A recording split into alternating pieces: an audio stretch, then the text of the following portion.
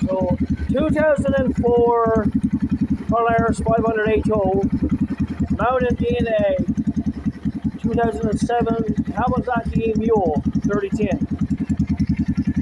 Oh, I got my oil cooler, reservoir bottle, brand new carb, goes right to factory breather. This all lined up. I've done all this without a measuring tape, so I just hide it all up. And yeah, cool air coming out here for go down the clutch.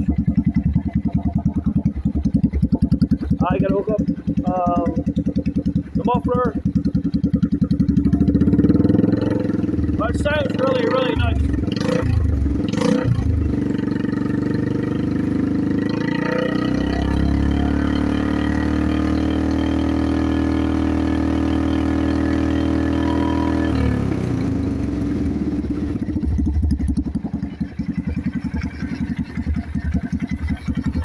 CDI unit, spark coil, vacuum fuel pump.